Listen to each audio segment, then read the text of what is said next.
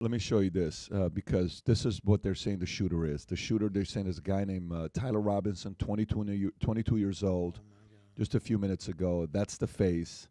That's the killer. That's the shooter. Apparently, the pastor and the father were able to persuade him to go in. If you see the clip, Rob, there's a couple things. While he's on the rooftop, after he shoots, he is... Allegedly, right? This is the guy.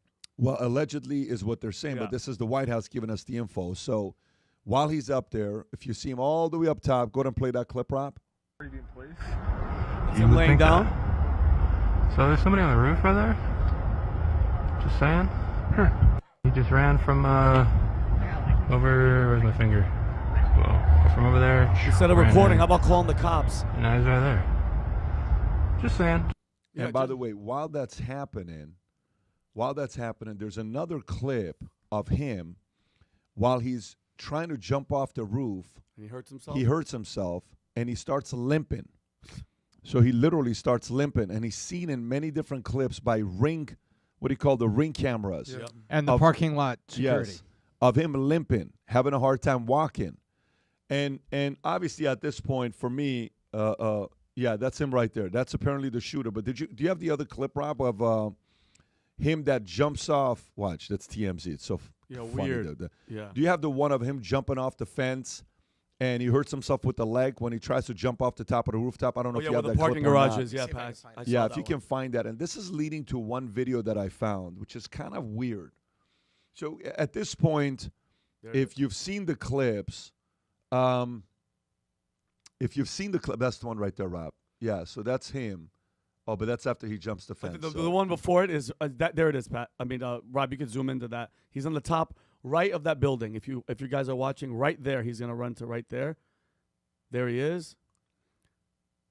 What an idiot! No escape plan. So you're gonna jump 2 stories. Look, he drops some stuff here. Boom, his jacket. Where's the gun? And then he probably left it. Watch, it was wrapped in a towel allegedly. And then look at this. The gun was found in the woods with a footprint. Boom. Good. I hope he broke his ankle. Good. And he's limping now. Good. Good for you.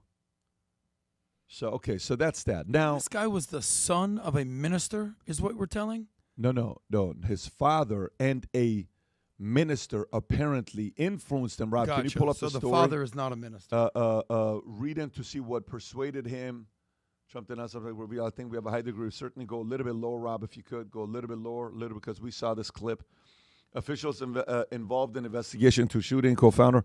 Can you go to see if Kash Patel has tweeted anything out yet? Has Kash tweeted anything out yet? There's another clip of the gentleman that was standing behind Charlie Kirk. Okay? There's a gentleman standing behind Charlie Kirk. Rob, if you can do the one I gave you with the one that's the one right there. Yes, watch this. So watch the man in the back with the hand signals. Actually, no, not this clip, Rob. It's the one that says what it means. This is the one I'm going to send you because those are military signals. Yeah, shooting range training signals, right? Yeah, I just sent you this one, Rob. If you can play this one here, just watch this. Okay, and again, we're not going to be playing the clip of how he got shot, the blood. If you've seen it, you've seen it. And if you're like, yeah, I'm going and showing it to everybody around you, here's this clip. Watch this one here and watch the man in the back with the phone. Watch him very closely. The military are a little bit aware of hand signals being thrown Watch this. up.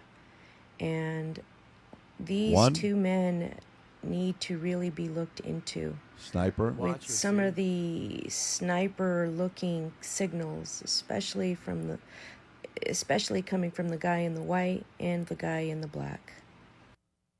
Okay. Touching the side of the face of military context, often rubbing the cheek is a hand signal to indicate. Go back, Rob. Let me read that whole thing. Indicate. Go back, Rob. Indicate the presence of male individual. Some users suggesting touching the chest and again, film. Okay, keep going. Yeah.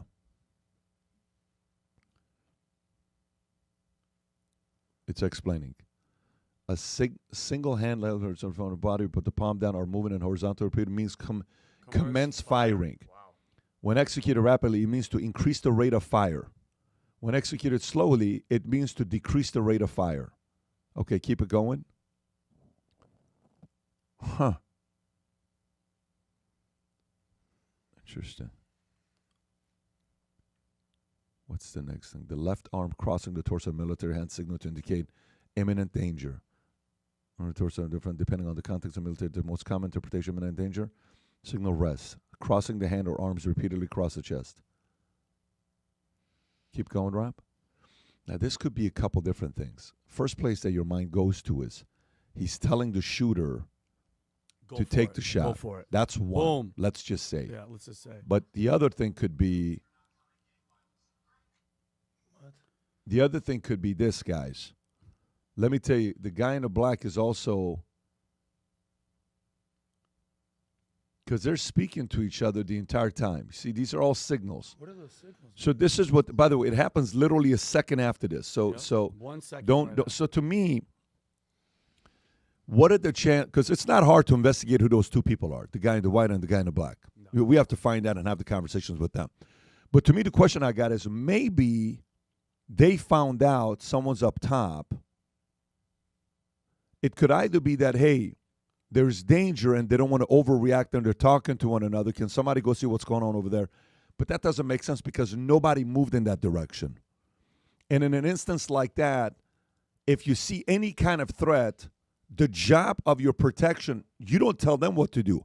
Their job is to jump and take you out because they're not going to, even if there's a slight chance of risk, they have to take you offside to protect you. That's what they're going to be doing. You're not going to be waiting on me. You're going to be like, we got to roll. It's not going to be like, no, not right now. Let me finish my speech. No, man, you hired me for this job. Fine. Boom, pulling you, we're running, right? Immediately. Immediately. Smother and cover, Yes. and then run.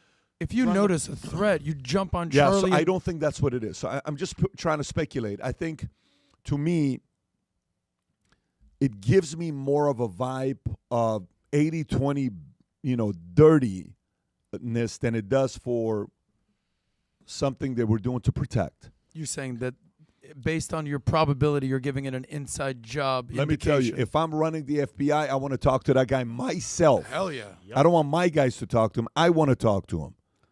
I want to talk to those guys. And it could be as simple of an answer that they'll explain. And remember, our whole system is what? Innocent until proven guilty. But what are those hand signals? I don't know. And can I say one thing too, Yeah. Pat? We have to understand, like, whoever this suspect is, whoever Tyler is, whatever his background is, and me and Mike were talking about this earlier. You have to understand whatever this plan was, whatever this operation was, they had to know. Number one, Charlie was going to be there. They had to know the schedule, number one. Number two, you have to know where he was going to be. And that advantage point, shooting from high to low, it's like shooting fish in a barrel. That's the easiest way. So this kid, who I highly doubt, had all this information and all this tactical knowledge to find out, Adam, the timing, where, what time. This is a big campus. How'd you know they were going to be right there? Okay? And then this goes on the security. You're having this guy sit in the middle of a wide open area, and this is where I think, like, you underestimated the enemy. You underestimated that Charlie, and mind you, and because of all these older videos, you know how many situations where I've seen where Charlie's just sitting there and just all open rooftops. And I understand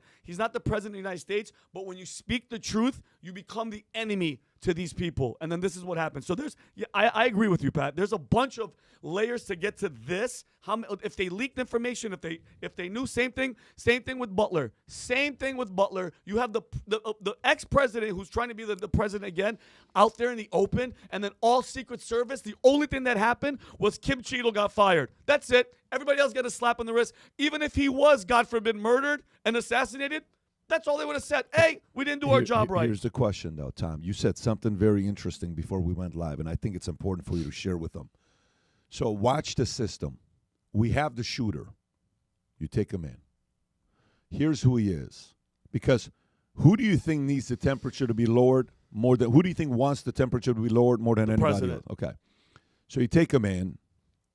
Then what do you walk him through? The system of what happens. If this doesn't happen, and we actually are able to interview the shooter and know more about him, then that means there wasn't any dirty work, right? Tom, you were saying something earlier. Yeah, Cooks was shot on the roof. We don't even know if he was the real shooter in Pennsylvania. And they cleaned up the And the mess. next day they had their garden hoses out on the roof, because they're going to plant some stuff up there. Yeah. And then you remember Oswald's not press conference, but when they were talking about, hey, he's arrested, he's here, this is what's going on.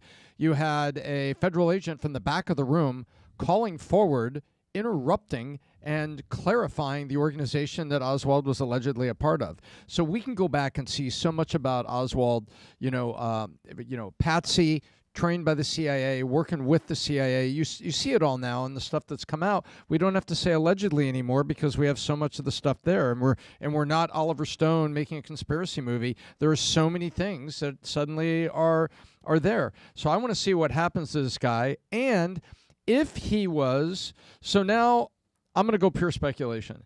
If those guys are feds and he was identified, trained, and used by the feds, then who called the hit on a future president of the United States that had the ability through his organization and his voice to move elections? Who doesn't want those elections moved? The core establishment? But I want to see, back to Pat's question, I want to see what happens. What do we get to see? Tim McVeigh, we got to learn a lot about him. Correct. We learned a lot about him. And there was a lot of things that got uncovered. Now we're living in a whole different world now of available information and the ability to research. But I, like Pat, I want to see what happens with this guy. Does he hang himself in prison? That would never happen to a suspect of a wide-ranging crime. Oh, wait. So what happens to him? Where do we go and what do we see? Or is this something odd happens and it's quickly cleaned up like Crooks? If you at all at this point are feeling angry and you relate to guys like Vinny, when we call Vinny or Tom calls Vinny the angry patriot, and that stuck since that day till today, and you're in that community as well, you may want to go to vtmerch.com and place an order on Angry Patriot. We're going to put the link below, Rob, on the Angry Patriot, the hats, the shirts. There's a bunch of gear there. If you enjoyed this video, you want to watch more videos like this, click here. And if you want to watch the entire podcast, click here.